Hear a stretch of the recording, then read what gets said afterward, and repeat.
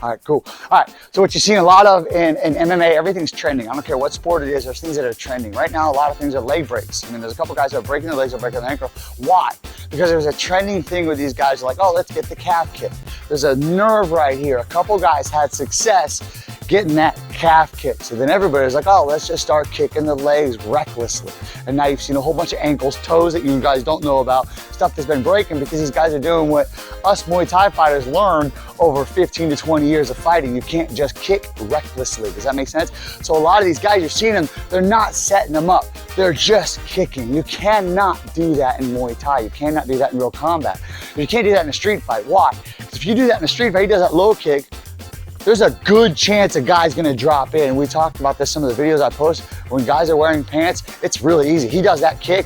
You don't realize how easy it is for a guy who doesn't really even know anything to now own your leg. Now the guy does a couple Muay Thai classes, go in, he comes down, husa, boha, all right, maybe, but just for a guy just to grab something or grab something, can you imagine a guy, somebody gets this and catches your kick?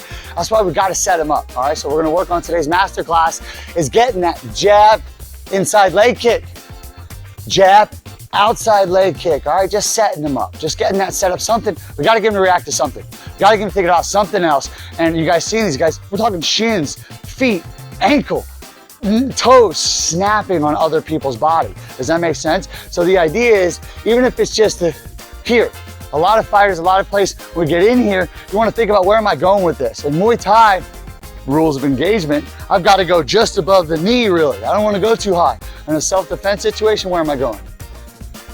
Lefty, all right, cool. I mean, that's how accurate. I'm coming up and going across. So I'm coming up, oh, whoa. That was about as close as I get, huh? Does that make sense? But even when you do that, that's what I'm thinking here.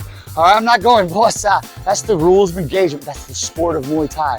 But the idea is I'm looking him right in his eye. I don't look at it. I don't have to look at it, all right? I don't have to set it up. I'm looking him right in his eye going, hey, I don't want to fight, man. But bossa. It's just a quick flip on this one. We talk about self-defense situation. It might not be a jab. It might be our framing arm. So let's say he walks towards me, goes to grab my shirt. Oh, does that make sense? That jab we talk about all the time. I want you guys to be the fast on your jab because in a self-defense situation, it's not going to be your jab. I hope not. I don't want you to go straight to strike. I want you to go straight to, okay, maybe I can manipulate the energy first and then start using my brutality second. So when he throws that or goes, I say grab the shirt because most likely in a self-defense situation, unless you're squaring up, they're going to grab your shirt or grab your hair. That's why I like when we talk about having our jab or our framing arm, he goes to grab my shirt right there. Then I got that kick and then I come over the top.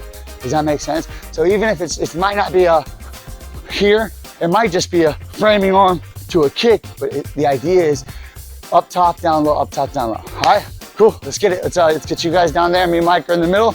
We'll get jab, right low.